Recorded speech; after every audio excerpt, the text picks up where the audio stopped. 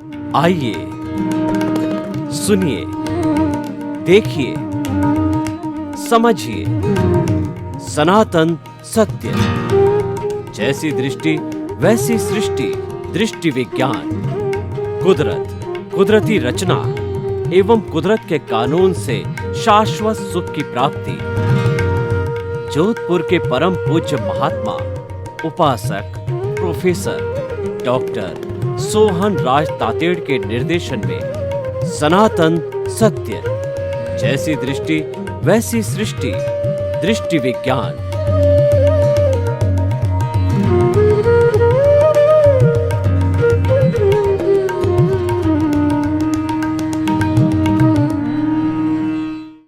भाई और बहनों, मातृशक्ति को नमन। स्टूडियो में आपका हार्दिक स्वागत है, अभिनंदन, सत्कार है।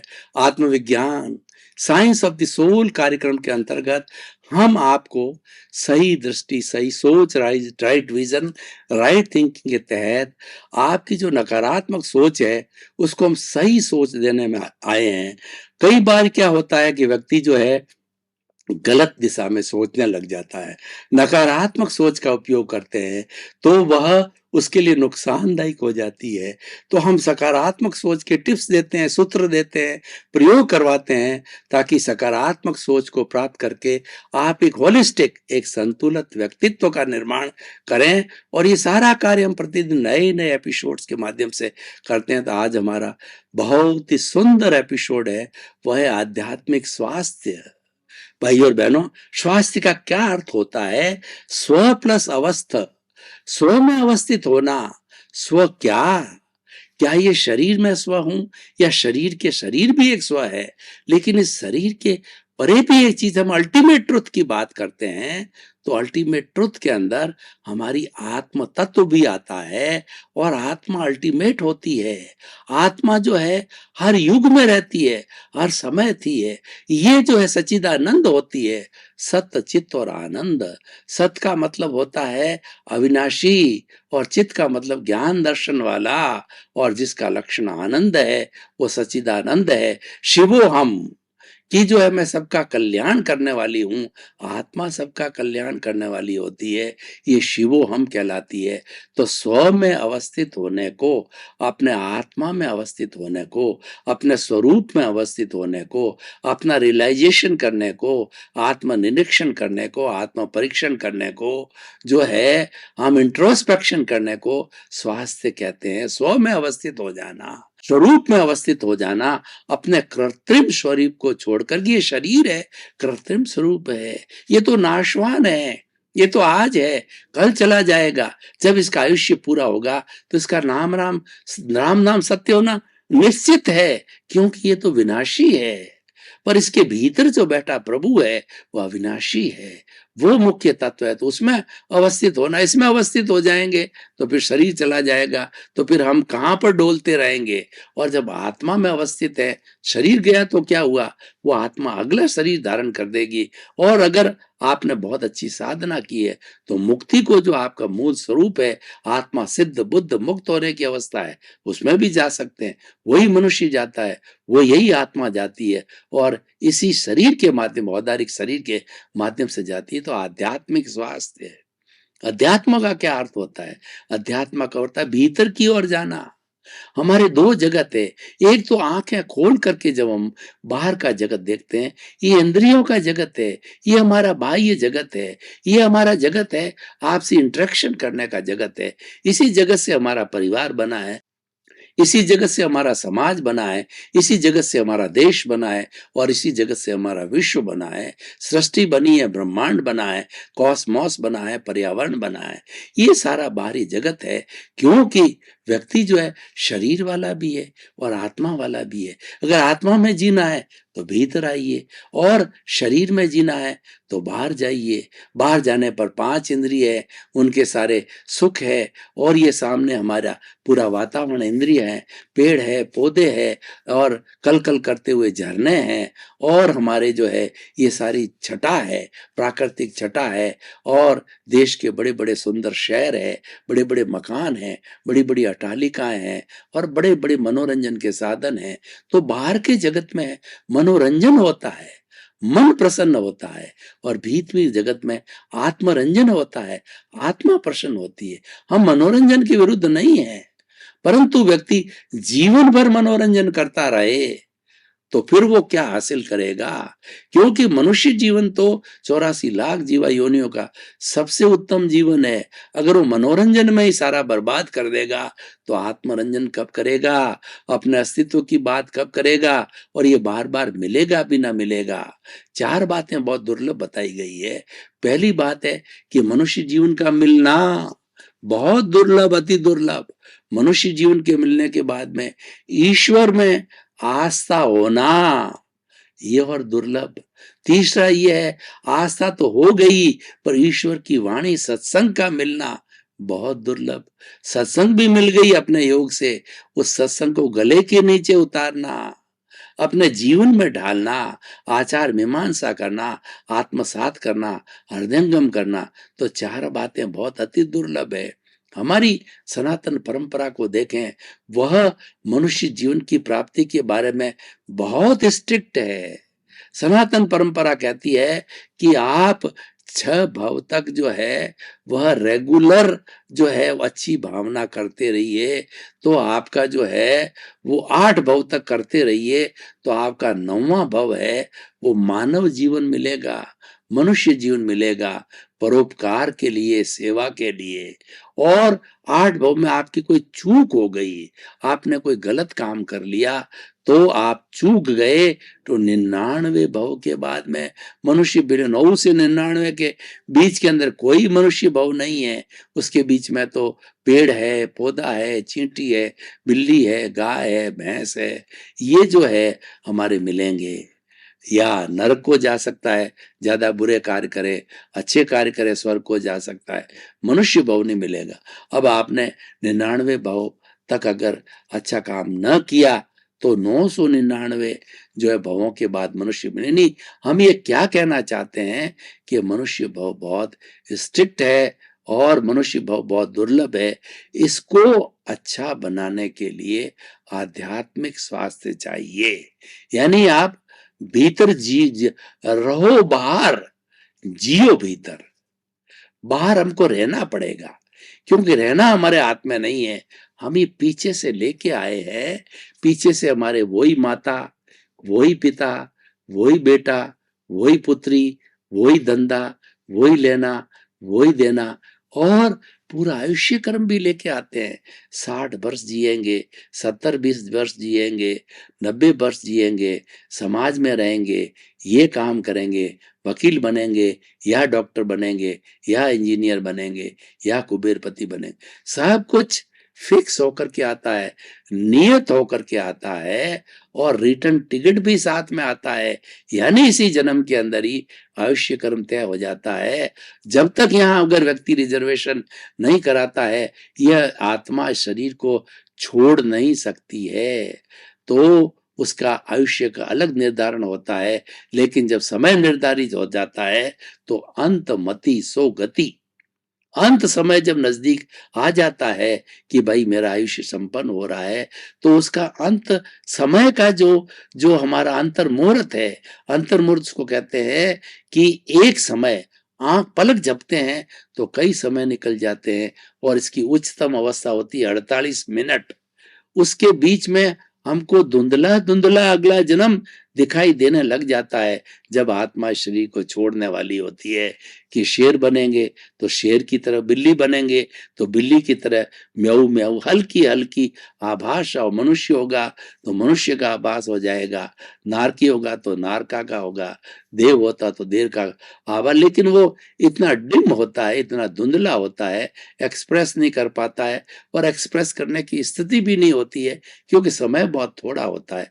लेकिन मालूम पड़ जाता है, व्यक्ति जीव जिस लेशिया में मरता है उसी लेशिया में जन्मता है। यानी उस समय की अनुभूति आ जाती है, जो हमारा अंतिम समय जहां जाना होता है, और उसकी वैसे ही भाव बन जाते हैं, और वैसे ही जाकर के हम जन्म लेते हैं, जैसा हमारा आयुष्य का पूर्व बंधन हो जाता। तो आध्यात्मिक स्वास्थ्य क्या है?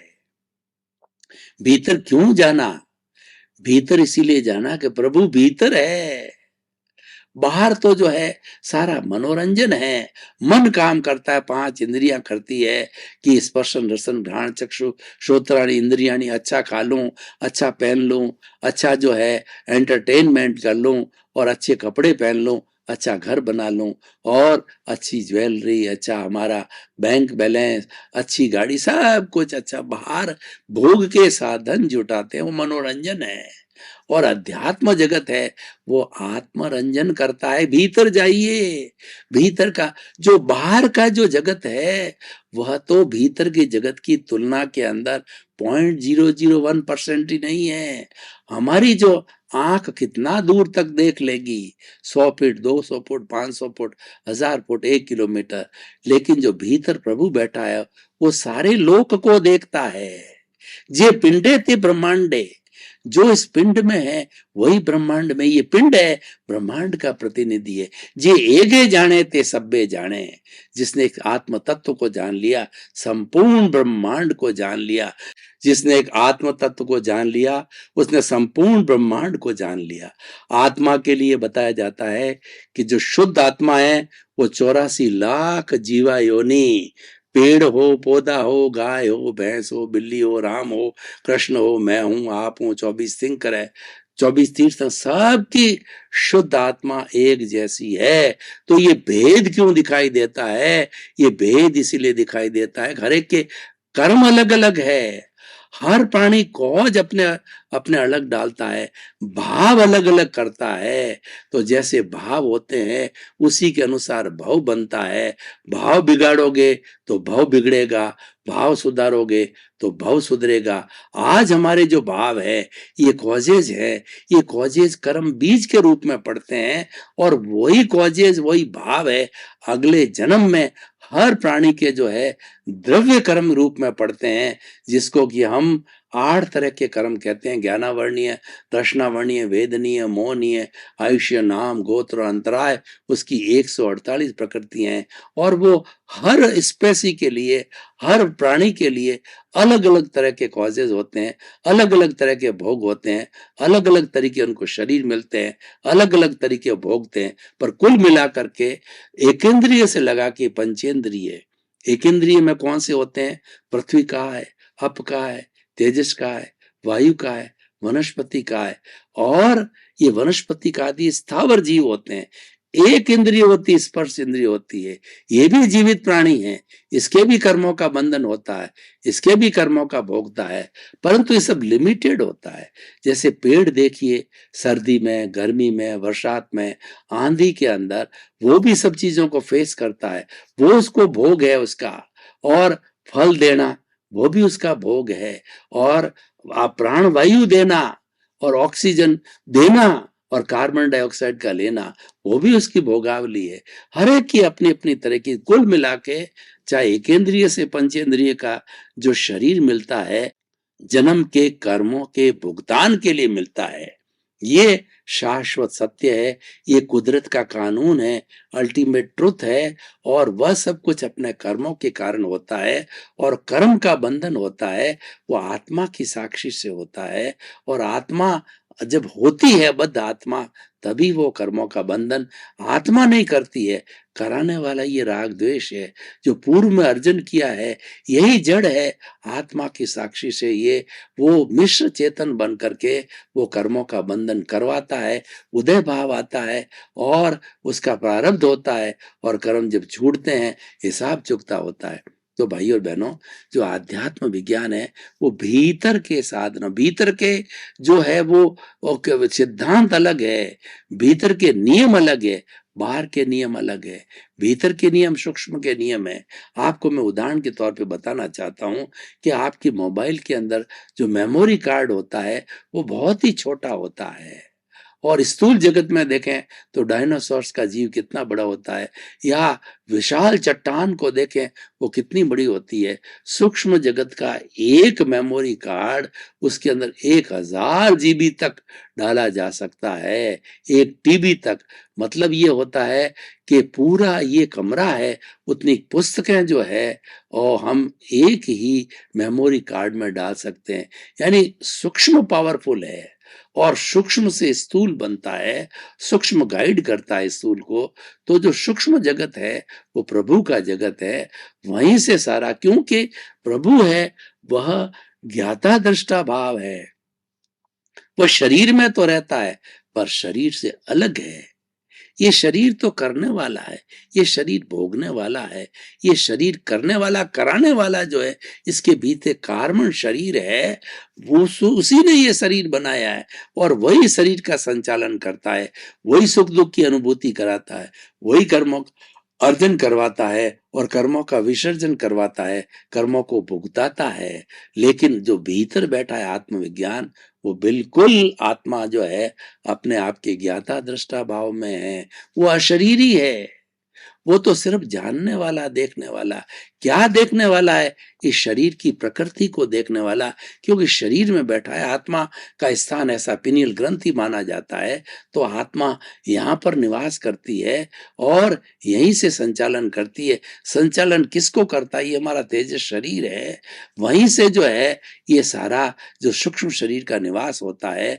तो यहीं पर जो है मान लीजिए ये शरीर, स्थूल शरीर यहाँ रहता है और आत्मा यहाँ रहती, तो इसकी जो मन वचन काया की जितनी प्रवृत्तियां होती है और जितना ये पीछे से लेके आया है, जितना उदय काल होता है, जितना उपादान लेके आया है, वो उपादान को भुगताने के लिए ये जो व्यवस्थित शक्ति है, साइंटिफिक सर्कमस्टेंशियल एविडेंसेज होती है, जो कि द्रव्य क्षेत्र काल भाव और काल स्वभाव कर्म पुरुषार्थ नियति से मिलती है। और जगत की व्याख्या करें तो 6 द्रव्यों से ये जगत बना है, rest, motion, animate, inanimate, time और स्पेस। 6 द्रव्य से ये सारा जगत मिला है और यही व्यवस्थित शक्ति है।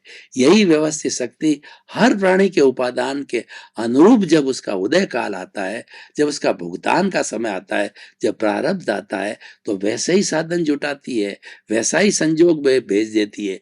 उदाहरण के तौर पर मान लीजिए कि आपको अगर किसी व्यक्ति ने पिछले जन्म में आपने किसी को धोखा दिया है, तो इस जन्म में वह व्यक्ति निमित्त बन के आएगा और आपको धोखा देगी। अब निमित्त बन के लाना है, यह कार्य व्यवस्थित शक्ति का है। मैं आपको एक उदाहरण के तौर पर बात बताना चाहता हूँ, उससे स्थिति स्पष्ट हो जाएगी जो आध्यात्म स्वास्थ्य के बारे में, किस तरीके से आध्यात्म स्वास्थ्य फंक्शन करता है और क्या घटित होता है। 2 मित्र थे और पक्के मित्र थे।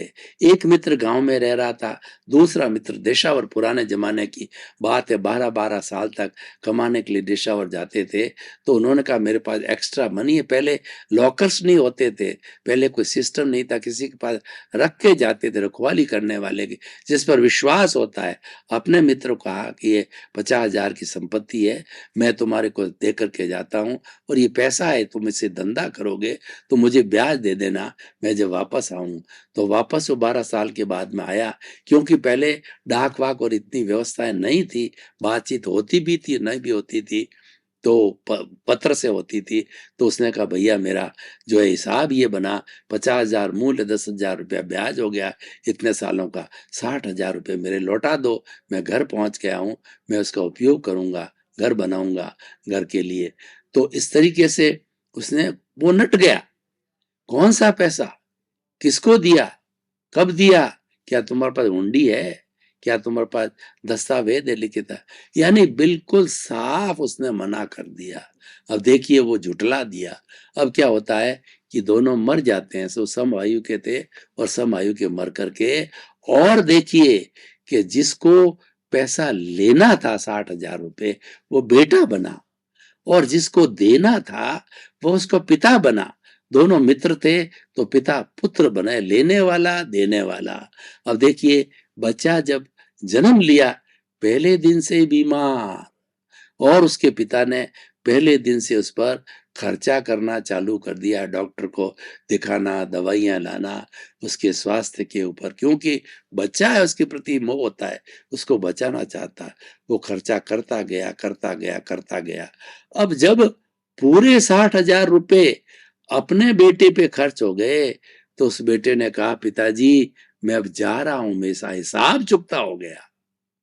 मैं जो है अपन, आप याद करो कि पहले दोनों मित्र थे और ये जो है मैंने आपको जो है पिताजी आपके मित्र के रूप में 50,000 दिए और ब्याज सही 60 हुए, आपने दिए नहीं, अब मैंने वसूल कर लिए, अब मैं जा रहा हूं। वो मर गया।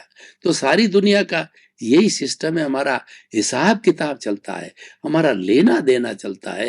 यही सारा आध्यात्मिक स्वास्थ्य के भीतर जो है हमारे जो आत्मा के गुण हैं वो डेवलप होने चाहिए। आत्मा की पहचान होना चाहिए कि मैं कौन हूं।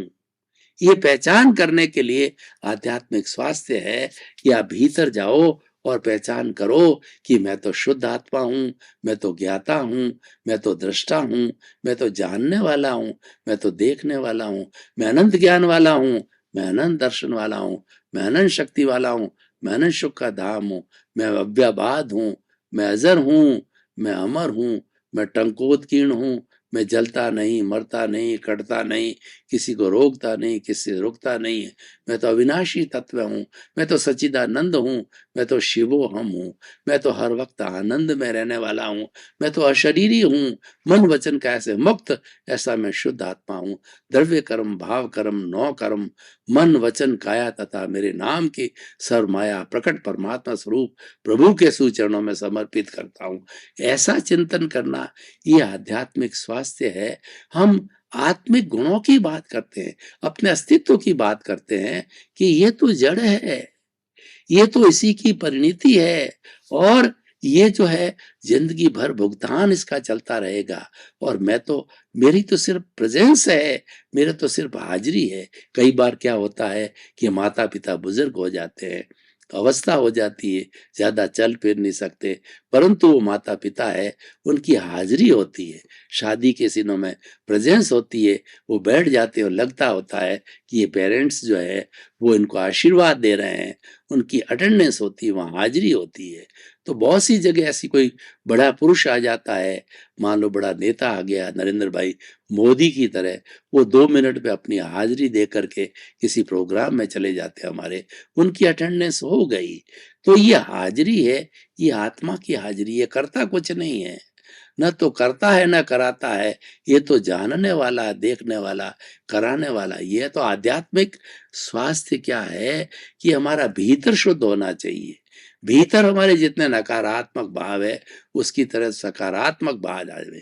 नकारात्मक भाव है हमारी, उसके सामने प्रतिरोधात्मक शक्ति को खड़ा करो सकारात्मक भावों की, और सकारात्मक भावों की जब शक्ति खड़ी हो जाएगी तो नकारात्मक भाव तिरोहित हो जाएंगे और धीरे धीरे आध्यात्मिक स्वास्थ्य के रूप में सकारात्मक भाव जो है प्रकट हो जाएंगे। मैत्री, प्रमोद, करुणा, मध्यस्थाश्च, ये सकारात्मक भाव है। प्रेम, सौहार्द, अहिंसा, सत्य, चौर्य, ब्रह्मचर्य, अपरिग्रह, दूसरा मन वचन काया की मनोगुप्ती, वचन गुप्ती, काय गुप्ती, ये सारी चीजें जो है ये हमारा आध्यात्मिक स्वास्थ्य आ जाता है। और जो भीतर गोते नहीं लगाते हैं वो तो भीतर नकारात्मक भाव पड़े हैं, हिंसा के भाव है, अशांति के भाव है, लड़ाई झगड़ा, भोग विलास, और जो है और मैथुन, कामुकता, और ये चीजों के बारे में सोचते रहते। 5 इंद्रिय सुख, खाना पीना, उठना बैठना, मैं, मेरा, मेरा घर, मेरा बंगला, मेरा बंगला कितना बड़ा, मैं कितना बड़ा आदमी, मेरे पास कितना धन है, मेरे पास कुबेरपति है, लोग मेरे पीछे पीछे दौड़ते हैं, भागते हैं और मेरे को बड़ा मानते हैं, मेरा पद, मेरी प्रतिष्ठा, और मैं किसी का पिता, किसी का पुत्र, और किसी इस तरीके से ये सारा जो है ये नकारात्मक सोच है, ये रॉन्ग बिलीफ है। वास्तव के अंदर जो है हम कर्ता हो ही नहीं सकते, हम अकर्ता भाव है। ये आध्यात्मिक स्वास्थ्य में भीतर चिंतन करना चाहिए। तो हमारा प्रारब्ध है, ये तो हम लेके आए हैं। पूर्व जन्म के अंदर मैंने जो कुछ भी पुरुषार्थ किया है उस पुरुषार्थ का जो है ये मुझे रिजल्ट मिल रहा है, परिणाम मिल रहा है।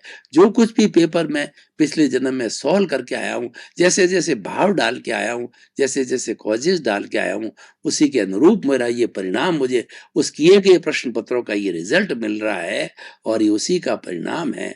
तो मैं कौन होता हूँ करने वाला, मेरी क्या ताकत मैं करता हूँ। और वास्तव में व्यक्ति करता हो ही नहीं सकता, करता तो व्यवस्थित शक्ति वर्ग, व्यक्ति करता कैसे नहीं हो सकता। मैं आपको एक उदाहरण के द्वारा जो है बताना चाहता हूँ। मान लीजिए मुझे एक अच्छी चाय, 1 कप चाय पीनी है, अच्छी मसालेदार चाय, तो उसके लिए क्या करना पड़ेगा? पानी लाना पड़ेगा, दूध लाना पड़ेगा, पत्ती लानी पड़ेगी, मसाला लाना पड़ेगा, भगोना होगा, भगोना में सब चीज मिक्सचर करेंगे, फिर नीचे अग्नि लगाएंगे, फिर अपने हाथ से हम 2 4 5 उकाड़े लेंगे, और जब अच्छी तरह से उकाड़े आ जाएंगे, चीनी पड़ जाएगी उसमें, तब हम बड़ी इंटरेस्ट के साथ में अच्छी चाय पीने लग जाएंगे। अब मैं कहता हूं मैंने चाय बनाई, ये कर्ता भाव है। अरे भाई, तुम तो एक संजोग हो, तुम्हारे ये 10 संजोग साथ में, पानी है, पत्ती है, चीनी है, ये संजोग सारे पड़े जब ये चाय बनी। तुम अकेले अपने आप को कर्ता कैसे समझते हो? ये मिथ्या है, ये रॉन्ग बिलीफ है, ये झूठ है, ये मिथ्या दर्शन है। तुम एक संजोग मान लिया, अपने आप को इस सृष्टि में एक संजोग मानो, कर्ता मत मानो। कर्ता तो व्यवस्थित शक्ति। अगर तुम करता हो तो मैं बताऊं, तुम कभी बीमार मत पड़ो। तुम आज लखपति हो तो अरबपति बन के बनाओ। बताओ, अगर तुम करता हो, कर सकते हो, तुम्हारे स्वतंत्र सत्ता है, इतनी ताकत है, तो करके बताओ। भारत के प्रधानमंत्री बन के बताओ, भारत के राष्ट्रपति बन के बताओ, या बहुत बड़ा संत बन के बताओ, बड़ा इंजीनियर जो है और बड़ा बड़ा सीए वगैरह बन के बताओ। ये होता नहीं है, क्योंकि ये तो प्रारब्ध है, ये तुम लेके आए हैं, उसके अनुरूप ही सारा होता है। इस जन्म में सही माने में तो हमको एक सांस भी अधिक लेने की स्वतंत्रता नहीं, इतने स्वतंत्र है। हमारी स्वतंत्रता किस में है? हमारी स्वतंत्रता आध्यात्मिक स्वास्थ्य में है। हमारी स्वतंत्रता अपने आप के अस्तित्व को जानने में हो, वहां तुम स्वतंत्र हो। ज्ञानी पुरुष कहता है कि मैंने तुझे ज्ञान दिया और तेरा जो कषाय है उस जहर की थैली को अलग कर दिया, चीरा फाड़ा कर दिया, आत्मविज्ञान कर दिया, अक्रम विज्ञान कर दिया, और हमने आपको वीतराग विज्ञान दे दिया कि तुम अलग हो, आत्मा अलग हो। तो तुम्हारा अस्तित्व की जानकारी करना, ज्ञाता दृष्टा भाव में रखना, वो तुम्हारा पुरुषार्थ है, वो तुम्हारी जागृति है। जो ज्ञानी पुरुष होता है, जब ज्ञान देता है तो 3 चीजें डेवलप करके दे देता है। जैसे जैसे कि माता पिता होते हैं और वो बच्चे का ध्यान रखते हैं, तो बच्चे को बिजनेस कराना होता है, बच्चे को फैक्ट्री लगा के दे देते हैं, दुकान लगा के दे देते हैं, दुकान में सामान ला करके दे देते हैं, फिर कहते हैं अब तू इसको डेवलप कर। तो ज्ञानी होता है, ज्ञान देने के साथ में 100% अनुभूति करा देते हैं कि मैं शुद्ध आत्मा हूं। 24 घंटे के अंदर कभी भी ज्ञानी व्यक्ति को, ज्ञान लिए हुए व्यक्ति को, रात को, आधी रात को पूछ लो कि तुम कौन हो, तो वो कहेगा मैं तो ज्ञाता हूं, मैं तो दृष्टा हूं, मैं तो जानने वाला हूं, मैं देखने वाला हूं। और ये सुगंधराज रिलेटिव है, ये तो कर्मों के भुगतान के लिए मिला, ये रिलेटिव है, और मैं तो रियल हूं। ये प्रतीति बिठा देता है ज्ञानी पुरुष। और साथ के अंदर जैसे कि दुकान डेवलप करके देता है फादर, तो ज्ञानी पुरुष जो है वो दुकान क्या डेवलप करके दे देता है, वो 15% जागृति पैदा कर देता है। जैसे कि मटेरियल डाल दिया दुकान के अंदर और फिर कहा तुम बेचते रहो, ग्राहकों को ढूंढो, ये तुम्हारा क्रय मूल्य है, ये तुम्हारा विक्रय मूल्य है, विक्रय मूल्य माइनस क्रय मूल्य इक्वल टू लाभ, ये करते रहो, तो जागृति पैदा करता है। 11% 15% जागृति डाल देता है और कहता है तुम पुरुषार्थ कर, तो पुरुषार्थ बन गया। ये जागृति पैदा कर। 24 घंटे जो कुछ भी ये फिल्म चल रही है 70 साल 80 साल 90 साल की, उसमें अपने आप को अलग मानो।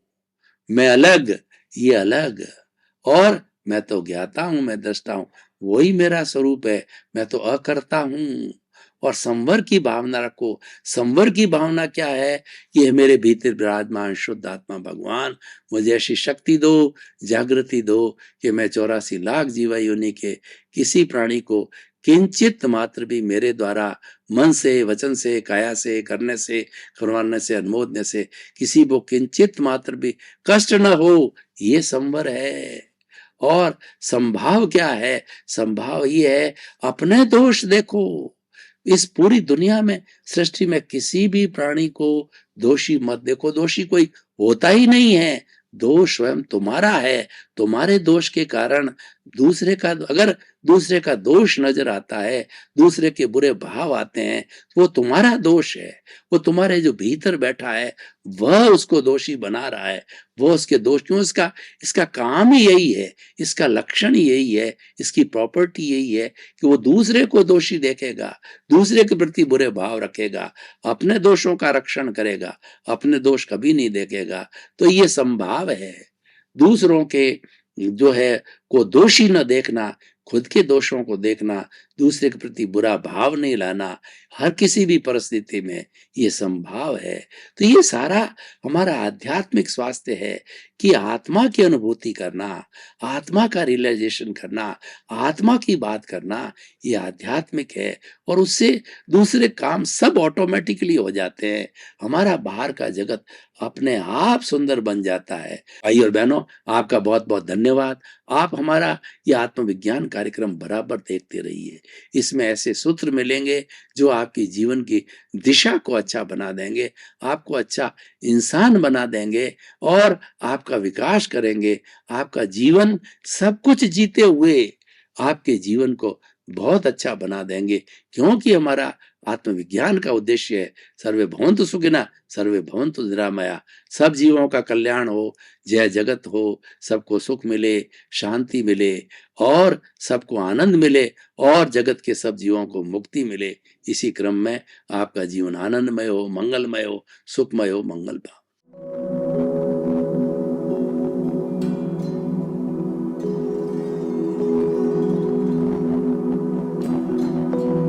एक ऐसा अंतर्राष्ट्रीय ख्याति प्राप्त मानव जो गुरु प्रेरणा से पिछले 20 वर्षों से वानप्रस्थ जीवन जीते हुए 24 घंटे मानवता की सेवा में संलग्न है। एक ऐसा मानव जो अभी राष्ट्रीय, अंतर्राष्ट्रीय टीवी चैनलों पर 7,500 एपिसोड के माध्यम से सनातन सत्य, आत्मविज्ञान एवं पुनरुत्थान, व्यवहार एवं निश्चय जगत के जीवनोपयोगी विषयों पर हृदय स्पर्शी प्रवचन कर चुका है। उस मानव का नाम है महात्मा उपासक प्रोफेसर डॉक्टर सोहन राज तातेड़। प्रोफेसर तातेड़ द्वारा योग, दर्शन, शिक्षा विषयों पर रचित पीएचडी स्तर के 250 शोध ग्रंथ भारत के 100 प्रतिष्ठित विश्वविद्यालयों में शोधार्थी पढ़ रहे हैं तथा वे सभी शोध ग्रंथ वहां की सेंट्रल लाइब्रेरियों में उपलब्ध हैं।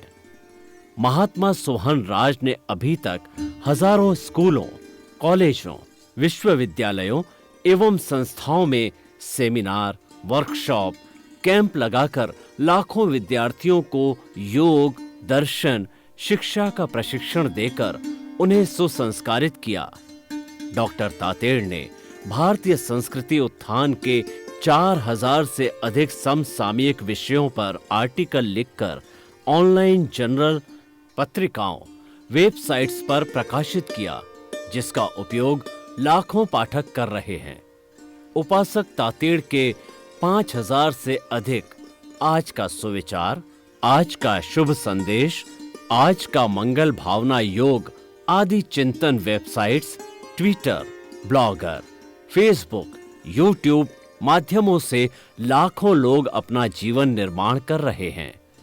मानवता के मसीहा ऐसे महामानव महात्मा सोहन राज तातेड़ के प्रोफाइल को अभी तक विश्व के 20 लाख दर्शक यूट्यूब पर, 12 लाख गूगल पर एवं लाखों दर्शक फेसबुक, ब्लॉगर, ट्विटर और इंस्टाग्राम पर देख चुके हैं।